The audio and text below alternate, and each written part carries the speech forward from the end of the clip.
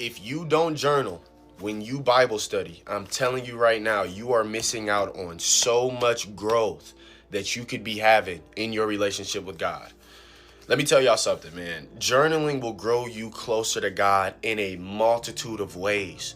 And in this video today, I want to tell y'all how to do it, why you should do it, the benefits of doing it, all of that. But before we even get into that, I want to first talk about why a lot of people don't journal, right? I would say that when I first came to God, I didn't journal because, well, first of all, I didn't even know why I should, right?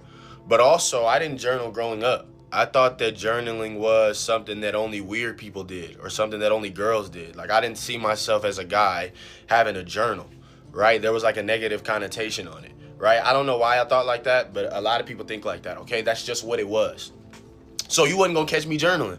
I would just get my Bible when I first started trying to see God, and I would read the Bible, and yeah, I'd read a passage, and then whatever I read, I'd close the Bible and go on about my day. But then I used to, begin to think to myself, why can't I ever retain any of the information that I'm reading?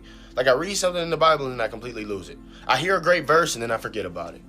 I want to apply the Bible to my life, but I couldn't tell you what I read earlier, right? And journaling will change the game for you in that department. And that's the first one we're going to talk about, man.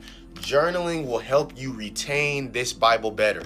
I don't know what the science is behind it, but when you write things down with a pencil, right, or with a pen, instead of typing it, instead of texting it, you retain it better, right? It's muscle memory, brain connection, all of that. But I'm telling you right now, when you begin to start growing closer to God, in your relationship with God, when you're Bible studying, if you begin to journal, you will begin to retain this stuff better, right? So some of you are asking, okay, well, what would I even write down? Well, let's talk about that a bit, right?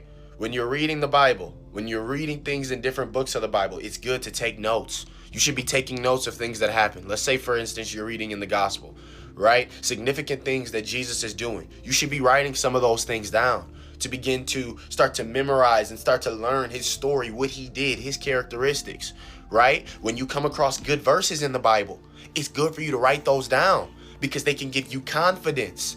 If you really like a verse, or if a verse really helps you, let's say you're struggling with anxiousness, right? And it's a verse that really helps you not feel anxious. You should write that down so that you can come back to it the next time you're feeling anxious.